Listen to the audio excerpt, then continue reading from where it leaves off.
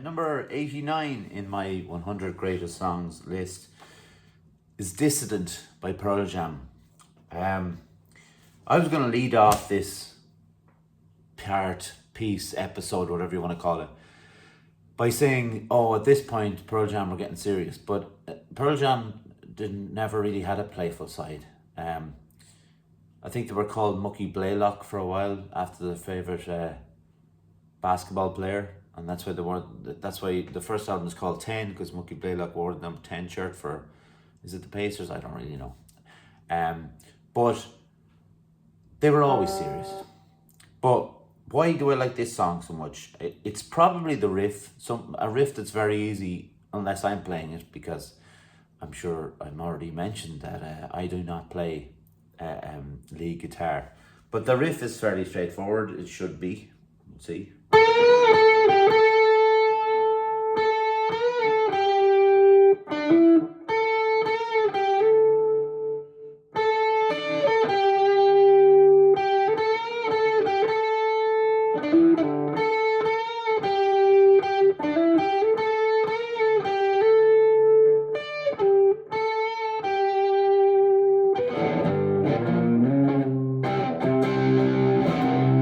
Something like that.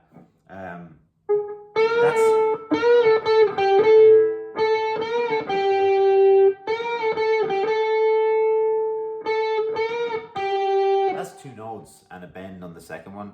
It's for an actual guitar player, that would be so simple. I'm playing my Cort electric guitar.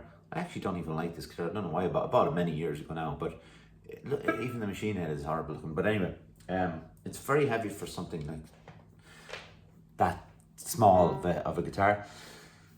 The song is more, for me anyway, it's more about the music, but the lyrics are great, obviously, as well. And like Eddie Vedder's an excellent lyricist, but he talks about this as it's actually about a woman who takes in someone who's being sought after by the authorities for political reasons. He's on the run and she offers him a refuge, but she just can't handle the responsibility. She turns him in, then she has to live with the guilt and the realization that she's betrayed the one thing that gave her life meaning. It made her life difficult, it made her life hell, but it gave her reason to be, but she couldn't hold on, she folded. That's the tragedy of the song. Now, I want to talk a little bit on the lyrics anyways, because I do think they are strong, and Eddie Vedder's, like I said, a really good lyricist. And this was a single, not one of their biggest singles, but it was a single off their second album. Was it off their second album? Yeah. So, I mean, he writes lyrics in the grand tradition of maybe Neil Young and Bob Dylan, where he talks about, he tells tales and stories rather than just having verses about one thing, next verse about something, random words thrown together. It's very deliberate in how he talks about it. But he talks immediately about she nursed him there over a night, wasn't so sure she wanted him to stay, what to say, but soon she was down, soon he was low. At 1/4 a holy no, she had to turn around. Now he suggests that a holy no is an attempted assault. That's what the holy no means from the woman's point of view.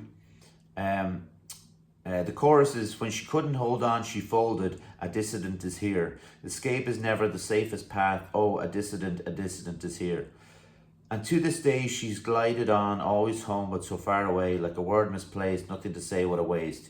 When she had contact with the conflict, there was a meaning, but she sold him to the state, she had to turn around. And then the chorus again, she gave him away when she couldn't hold on, no, she folded, a dissident is here.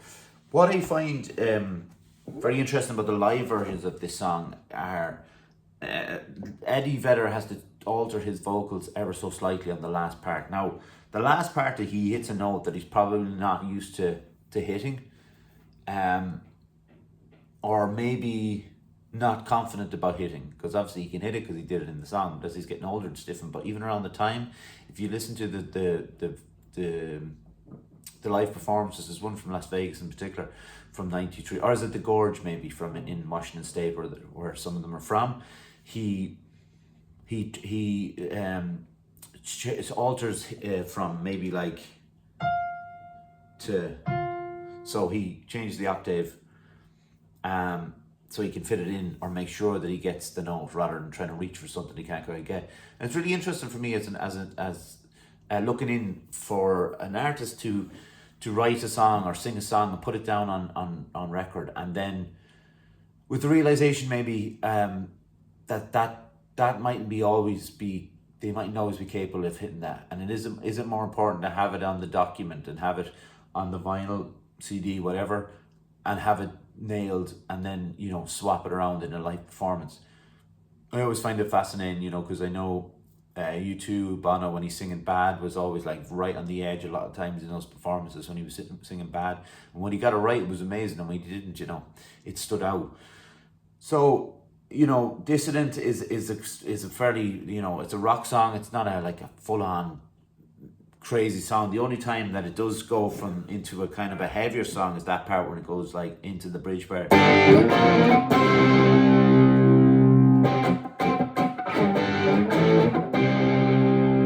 So it changes to a little bit heavier, but nothing too dramatic. But the drums on it, right? So Pearl Jam, if you don't know Pearl Jam, they've had a few different drummers, Jack Irons, and they've had Matt Cameron for a number of years. That he was the drummer in Soundgarden, and people seem to think that he was more suited to the sound of Soundgarden than he is Pearl Jam, so it doesn't quite work with Pearl Jam. But you know, neither here nor there. He was a drummer with them for a long time, an amazing drummer. But they had Dave Abruzzese. I'm sorry if I mispronounced that word. Dave A. We'll call him.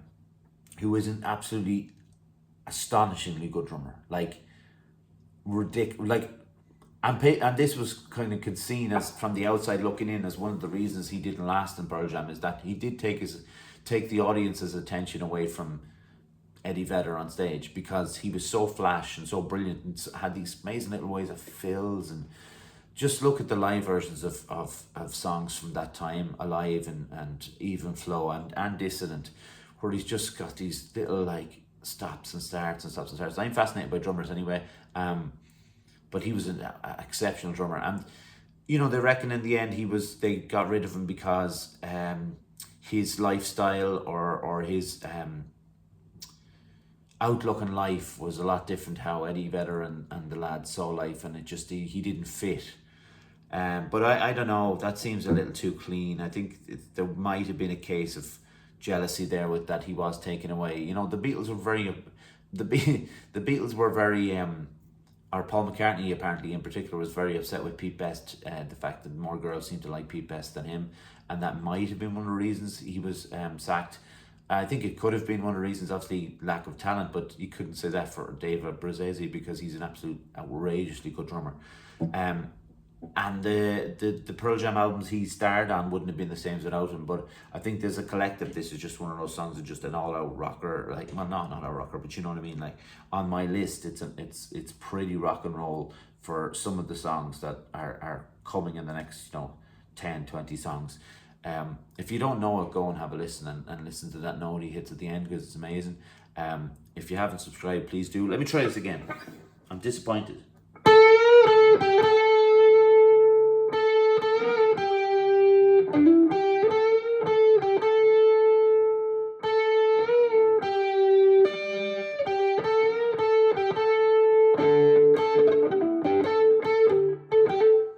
Messed it up. First part was really good.